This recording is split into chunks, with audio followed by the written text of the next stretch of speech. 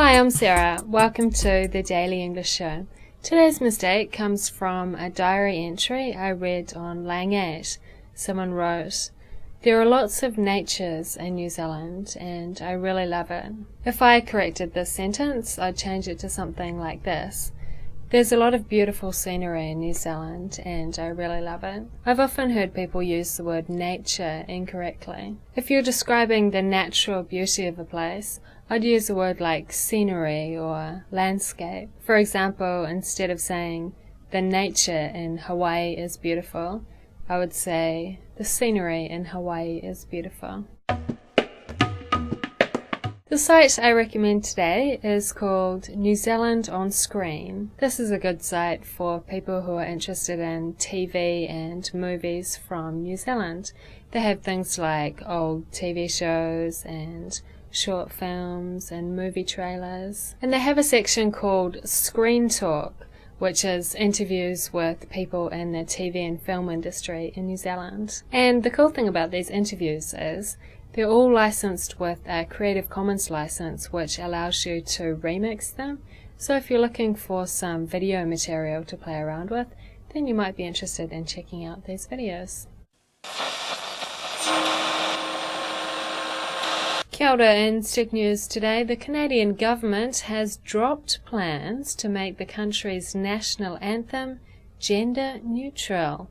The third line in the current English version of Canada's national anthem goes like this: "True patriot love in all thy sons command."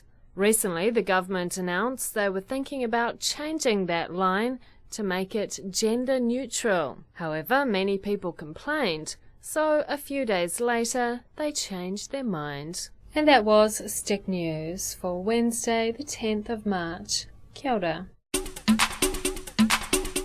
Today we're studying the idiom over somebody's head. I'm going to show you a clip from an interview off the site that I told you about, New Zealand on Screen. This is an interview with a guy called Gunn.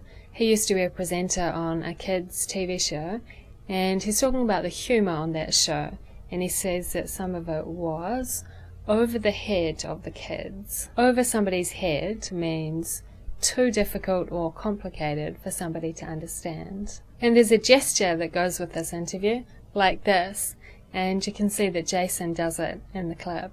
The idea for me was that, you didn't make kids TV, you made family entertainment television in a children's time slot. So if you were a mum or a dad or a student home from varsity, you actually go, this bucker's actually not too bad. I think he's a bit nuts, but he's actually quite good. And then kids would watch, and the humour would be very something that's over the head of the kids, and some's just right there in their lap.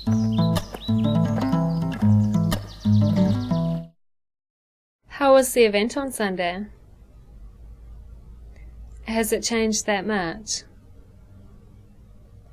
So what's everyone wearing?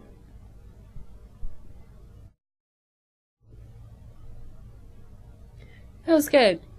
Still can't get used to the fashion though. Yeah. Well, it's been almost 9 years, so I guess it's not surprising. It's really like 80s or early 90s fashion. Sometimes I feel like I've been taken back to the 80s in a time machine, or that I'm at an 80s costume party.